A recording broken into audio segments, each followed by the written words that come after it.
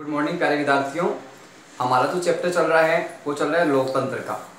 लोकतंत्र के अंतर्गत हमने प्रीवियस वीडियो तक अध्ययन किया अपने लोकतंत्र के सिद्धांत एवं दृष्टिकोण के 3 बिंदुओं का, और आज हम अध्ययन करेंगे लोकतंत्र के सिद्धांत एवं दृष्टिकोण के आगे के जो हमारे 2 बिंदु रहे हुए हैं उनका विस्तार से अध्ययन करेंगे और चर्चा करेंगे।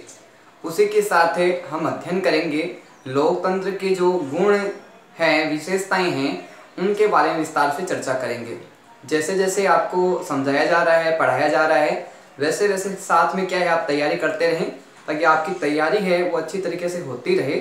और जब रिवीजन आप करो, दोहरान जब आप करो, तो किसी प्रकार की समस्याएं हैं वो बाधाएं हैं आपको सामना नहीं करना पड़े। और किसी प्रकार की कोई समस्या या किसी प्रकार की कोई परेशानी आपके किसी बिंदु को लेकर आती है तो आप संपर्क कर सकते हैं ताकि आपकी समस्या का समाधान पूर्णतः किया जा सके। तो आज जो हमारा जो लोकतंत्र के दृष्टिकोण सिद्धांत है उसका जो चौथा दृष्टिकोण है उसके बारे में हम विस्तार से चर्चा करेंगे और विस्तार से अध्ययन करेंगे। सबसे पहले बात यह है लोकतंत्र के सिद्धांत और दृष्टिकोण का चौथा अपना जो है वो प्रमुख रूप से कौन सा है। तो ध्यान रखना, लोकतंत्र का मार्क्सवादी सिद्धांत एवं दृष्टिकोण, चौथा अपना जो पॉइंट है इसका वो कौन सा है, लोकतंत्र का मार्क्सवादी सिद्धांत एवं दृष्टिकोण। सबसे पहली बात आती है कि जो मार्क्सवादी सिद्धांत है ये प्रमुख रूप से किस विचारधारा पे कार्य करता है और प्रमुख रूप से इस व्यवस्था के अंतर्गत है वो प्रमुख रूप से शासन है वो किन लोगों के हाथ में होता है। और इसके साथ साथ जो मार्क्सवादी सिद्धांत है इसके प्रमुख विचारक हैं वो कौन कौन से हैं, इसके बारे में हम समझने का प्रयास करेंगे। सबसे पहले बात आती है आम जनता के पास से अधिकार नहीं। जो मार्क्सवादी सिद्धांत है वो प्रमुख रूप से आम जनता को अधिकार नहीं देता, यानी आम जनता के पास किसी प्रकार के अधिकार नहीं है। तो बात आती है जब जनता के पास में अधिकार नहीं है तो जनता का जो हित है, जनता का जो विकास है, जनता की जो समस्याएं हैं वो किस प्रकार से दूर होगी।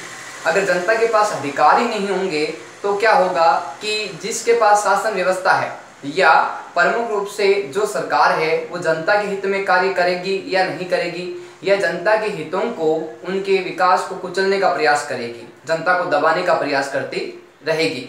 बात आती है साधन संपन्न वर्ग के पास अधिकार। जब जनता के पास यानी आम जनता के पास अधिकार नहीं है तो यह अधिकार किसके पास में है, तो मार्क्सवादी सिद्धांत के अंतर्गत साधन संपन्न वर्ग, यानी जो आर्थिक रूप से मजबूत है, जो सामाजिक रूप से मजबूत है, जो राजनीतिक रूप से मजबूत है, जो बलशाली है, प्रमुख रूप से मार्क्सवादी सिद्धांत के अंतर्गत उन व्यक्तियों के पास, उन वर्गों के पास, उन समूहों के पास प्रमुखतः अधिकार दिए गए हैं। तो ध्यान रखना, इसमें 2 बातें स्पष्ट होती है कि आम जनता को इसमें अधिकार नहीं दिए गए हैं। दूसरी बात है जब आम जनता के पास किसी प्रकार के अधिकार नहीं है तो फिर अधिकार किसके पास में है, तो अधिकार मार्क्सवादी सिद्धांत के अंतर्गत जो साधन संपन्न वर्ग है, यानी जो शक्तिशाली वर्ग है, चाहे वो सामाजिक रूप से हो, चाहे वो आर्थिक रूप से हो, चाहे किसी प्रकार से हो, उनके पास, जिनके पास शक्ति है, आर्थिक रूप से मजबूत है, ऐसे व्यक्तियों के पास प्रमुख रूप से अधिकार है, विभिन्न प्रकार के व्यवस्थाएं चलाने के दायित्व इनके पास में रहते हैं।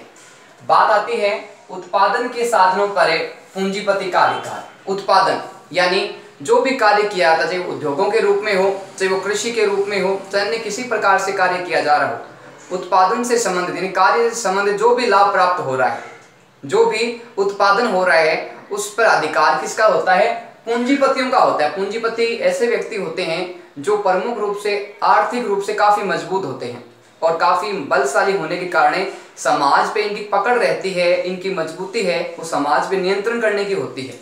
तो ध्यान रखना, प्रमुख रूप से उत्पादन के जो समस्त साधन हैं, चाहे वो किसी प्रकार के हो, चाहे वो उद्योगों में हो, चाहे वो कारखानों में हो, चाहे वो कृषि के रूप में हो, इन समस्त साधनों पे जो अधिकार है वो प्रमुख रूप से किसका बताया गया, पूंजीपति यानी जो साधन संपन्न है पूर्ण रूप से उनके पास ही सारा अधिकार दिया गया है।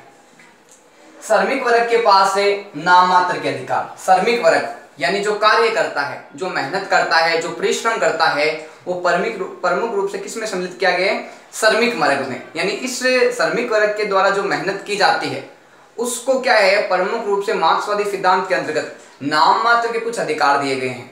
एक प्रकार से कहा जाए तो श्रमिक वर्ग का मार्क्सवादी दृष्टिकोण के अंतर्गत प्रमुखतः शोषण किया जाता है, अत्याचार इनके ऊपर किया जाता है, क्योंकि पूर्णतः मेहनत तो होती है श्रमिकों की, जबकि श्रमिकों को प्रमुखतः इनके लाभ का भुगतान नहीं मिलता। अब जब इनको लाभ का भुगतान नहीं मिलता तो इनके द्वारा जो परिश्रम किया जाता है, जो मेहनत किया जाता है, जो कार्य किए जाते हैं, उसका लाभ फिर मिलता किसको है? ध्यान रखना, लाभ मिलता है पूंजीपतियों को। जहां पे ये श्रमिक कार्य कर रहे हैं, जहां पे अपना परिश्रम दे रहे हैं, वहां पे जो उसके मेन ओनर है, जो मेन उसके अधिकारी हैं, पूंजीपति है, उनको इनके कार्य से लाभ मिल रहा है। जबकि लाभ उचित रूप से मिलना किसको चाहिए? जो श्रम कर रहा है, जो मेहनत कर रहा है, उनको मिलना चाहिए। लेकिन यहाँ पे क्या है, मार्क्सवादी व्यवस्था के अंतर्गत जो पूंजीपति वर्ग है उसके द्वारा श्रमिकों का प्रमुख रूप से शोषण किया जाता है। इस प्रकार जो समस्त अधिकार है वो किसके पास में है? पूंजीपतियों के पास में है। लेकिन श्रमिक वर्ग के पास है वो नाम मात्र के कुछ अधिकार उनको दिए गए हैं। बात आती है न्यायालय, पुलिस बल भी पूंजीपतियों के नियंत्रण में। अब एक बात सबसे प्रमुख बात रहती है कि जो ये पुलिस बल है, जो न्यायालय है, इन पे अधिकार और नियंत्रण किसका होता है? क्या आम जनता न्यायालय और पुलिस पे नियंत्रण कर सकती है, या फिर जो पूंजीपति है, जो राजनीतिक रूप से मजबूत है, जो आर्थिक रूप से मजबूत है, उनका इन पे अधिकार होता है? तो ध्यान रखना, आम जनता के नियंत्रण से बाहर होती है न्यायालय और पुलिस व्यवस्था। जबकि हम पूंजीपतियों की बात करें या आर्थिक रूप से, राजनीतिक रूप से जो मजबूत है उनकी बात करें, तो प्रमुख रूप से अगर कहा जाए तो इन न्यायालयों पे, पुलिस व्यवस्था पे, शासन व्यवस्था पे अगर बात कही जाए तो इन साधन संपन्न व्यक्तियों का, इन पूंजीपति व्यक्तियों का प्रमुख रूप से अधिकार होता है। और जबकि आम जनता है उसका हर स्थान पे, हर जगह पे, हर कार्य में प्रमुखतः शोषण देखने को मिलता है, उनका अत्याचार देखने को मिलता है। बात आती है मार्क्सवादियों ने जनवादी लोकतंत्र कहा है। प्रमुख रूप से जो अपना मार्क्सवादी सिद्धांत है उसको जो प्रमुख रूप से जो मार्क्सवादी है, इन्होंने जनवादी लोकतंत्र के रूप में इसको प्रसिद्ध रूप से नाम इसको दिया है। तो प्रमुख रूप से मार्क्सवाद में दो बातें अपने को ध्यान रखनी है कि यहाँ सामान्य जो जनता है, यानी जो आम जनता है, उसको अधिकारों से वंचित रखा गया है। और अधिकार किसके पास में है? पूंजीपतियों के पास में है। और जो श्रमिक है, जो अपना श्रम करते हैं, उनको इस व्यवस्था के अंतर्गत प्रमुखतः उनका लाभ नहीं मिलता और उनका लाभ का बहुत कम हिस्सा उनको मिलता है। तो उनका लाभ का हिस्सा किसके पास जाता है? इन पूंजीपतियों के पास जाता है। इन पूंजीपतियों के पास में जाने के कारण क्या है, ये पूंजीपति और अधिक संपन्न और वैभवशाली हो जाते हैं। जबकि जो श्रमिक है वो और अधिक समय के साथ साथ क्या है कि अपनी आवश्यकताएं पूर्ति नहीं कर पाते, अपने घर का अच्छी तरीके से पालन पोषण नहीं कर पाते, तो ये और अधिक कमजोर हो जाते हैं। अब बात करते हैं हम आगे, जो अपना दृष्टिकोण और सिद्धांत है लोकतंत्र के अंतर्गत है, उसके अंतिम सिद्धांत और दृष्टिकोण की। अंतिम सिद्धांत और उसका दृष्टिकोण है लोकतंत्र का समाजवादी सिद्धांत एवं दृष्टिकोण। उससे पहले हम बात करते हैं कि जो मार्क्सवादी सिद्धांत है उसके प्रमुख विचारक कौन कौन से हैं। प्रमुख विचारक जिन्होंने मार्क्सवादी सिद्धांत को प्रमुख रूप से अपने विचार प्रस्तुत किए हैं और इससे छुटकारा पाने के लिए कुछ सिद्धांत और नियमों की व्यवस्था की है। तो ध्यान रखना, इसके जो प्रमुख विचारक हैं वो है कार्ल मार्क्स, फ्रेडरिक एंजल्स और लेनिन। प्रमुख रूप से ये तीन विचारक है, ये मार्क्सवादी सिद्धांत के प्रमुख विचारक रहे हैं। इसके अलावा भी कुछ विचारक हैं, लेकिन प्रमुख रूप से अगर बात कही जाए तो कार्ल मार्क्स, फ्रेडरिक एंजल्स और लेनिन इसके प्रमुख विचारक है, मार्क्सवादी सिद्धांत के बताए गए हैं। अब बात करते हैं लोकतंत्र का जो अंतिम अपना सिद्धांत और दृष्टिकोण है वो है समाजवादी सिद्धांत एवं दृष्टिकोण।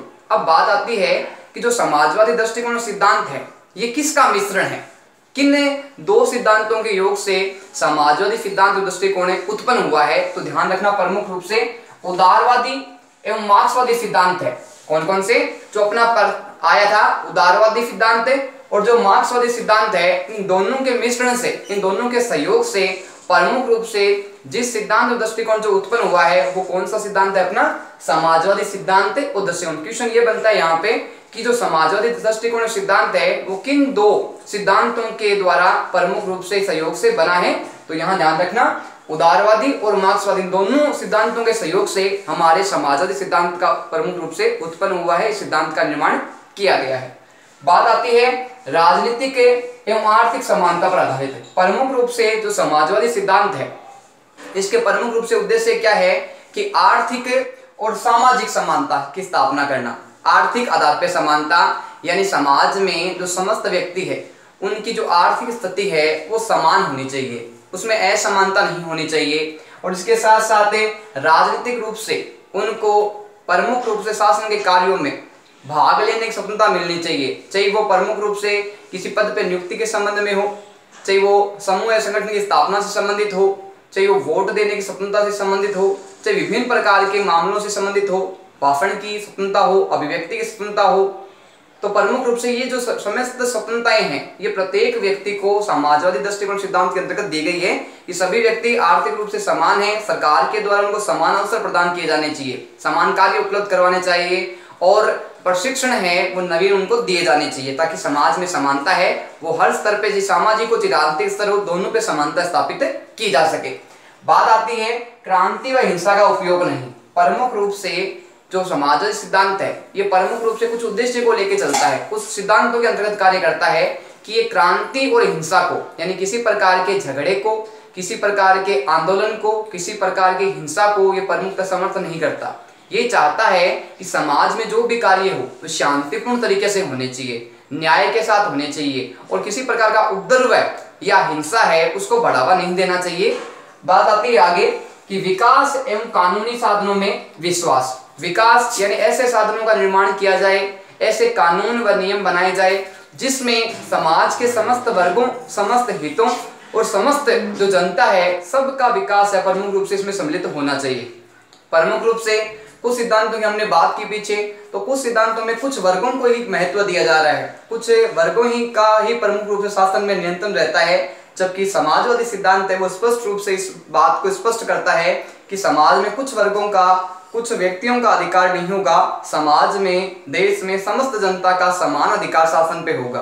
तो ध्यान रखना प्रमुख रूप से इसमें प्रमुख रूप से बल दिया गया है विकास और कानूनी साधनों पे, यानी ऐसे कानून और नियम बनाए जाए जिसमें किसी एक वर्ग के हितों को कुचला नहीं जाए, उसको दबाया नहीं जाए, और वो भी क्या है कि जो अमीर वर्ग हो चाहे गरीब वर्ग हो, दोनों को समाज है समान समझा जाना चाहिए। बात आती है कि जो समाजवादी विचारक है प्रमुख रूप से जो अपने समाजवादी दृष्टिकोण एवं सिद्धांत है इसके प्रमुख विचारक कौन कौन से हैं, तो प्रमुख रूप से जो इसके विचारक बताए गए हैं वो बताए गए राम मनोहर लोहिया और पंडित जवाहरलाल नेहरू। क्वेश्चन ये भी बनता है इसमें जो समाजवादी दृष्टिकोण विचार है अपना, इसके प्रमुख विचारक कौन कौन से हैं, तो ध्यान रखना राम मनोहर लोहिया और पंडित जवाहरलाल नेहरू है वो हमारे लोकतंत्र के समाजवादी दृष्टिकोण के प्रमुख विचारक बताए गए हैं। अब हम आगे बात करते हैं लोकतंत्र की जो प्रमुख विशेषताएं हैं, प्रमुख जो गुण हैं उसके बारे में हम विस्तार से चर्चा करेंगे, विस्तार से अध्ययन करेंगे। अब तक हम अध्ययन कर रहे थे लोकतंत्र के जो सिद्धांत एवं दृष्टिकोण है उनके बारे में। तो लोकतंत्र के जो सिद्धांत है वो दृष्टिकोण है उनमें अलग अलग विचारकों ने अपनी अलग अलग विशेषताएं हैं, उस सिद्धांत से संबंधित जो कार्य हैं, अधिकार है उसके बारे में प्रमुख रूप से अपने विचार दिए हैं।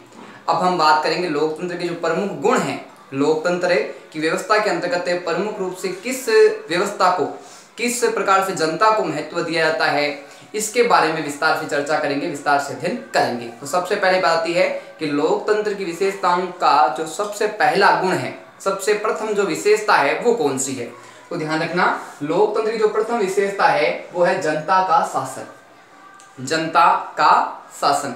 लोकतंत्र एकमात्र ऐसी व्यवस्था है जिसमें जनता को प्रमुख रूप से शासन व्यवस्था में पूर्ण रूप से क्या है सम्मिलित होने का अधिकार मिलता है, और जनता के साथ किसी भी प्रकार से लोकतंत्र में असमानता या प्रमुख रूप से न्याय के आधार पे भेदभाव प्रमुख रूप से नहीं किया जाता। तो हम बात करते हैं जनता के शासन से।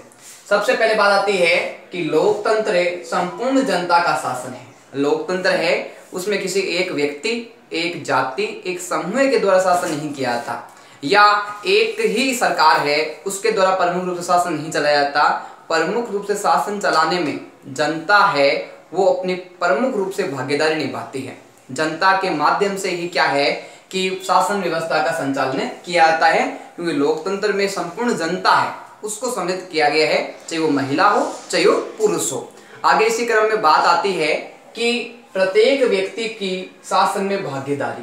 प्रत्येक व्यक्ति है जो देश में रहने वाला है वो शासन में किसी न किसी रूप में अपना दायित्व है, अपनी जिम्मेदारी है वो निभाता है। तो बात आती है कि समस्त देश की जनता है वो प्रमुख रूप से भागीदारी कैसे निभाती है। तो यहाँ ध्यान रखना कि जो योग्य है, जिनमें प्रमुख रूप से नेतृत्व करने की क्षमता है, जो शासन का संचालन करते हैं, उनके द्वारा प्रमुख रूप से क्या है शासन का संचालन किया जाता है। लेकिन प्रमुख रूप से बात कही जाए तो प्रत्येक व्यक्ति है उसकी शासन में भागीदारी होने के बाद में ही शासन का संचालन प्रमुख रूप से किया जाता है। बात आती है आगे कि जाति धर्म, भाषा, संस्कृति से संबंधित नहीं है। भारत में जो शासन व्यवस्था है वो प्रमुख रूप से किसी जाति से संबंधित नहीं है, किसी भाषा से संबंधित नहीं है, किसी धर्म से संबंधित नहीं है, किसी संस्कृति से संबंधित नहीं है। यानी भारत का अपना कोई धर्म नहीं है, भारत का अपना कोई धर्म नहीं है, अपनी कोई जाति नहीं है। तो प्रमुख रूप से भारत में जो शासन व्यवस्था है उसमें जाति, धर्म और संस्कृति के आधार पर किसी प्रकार का भेदभाव किए बिना समस्त जनता है, वो जनता है प्रमुख रूप से शासन में सम्मिलित होती है, अपनी भागीदारी पूर्ण रूप से निभाती है।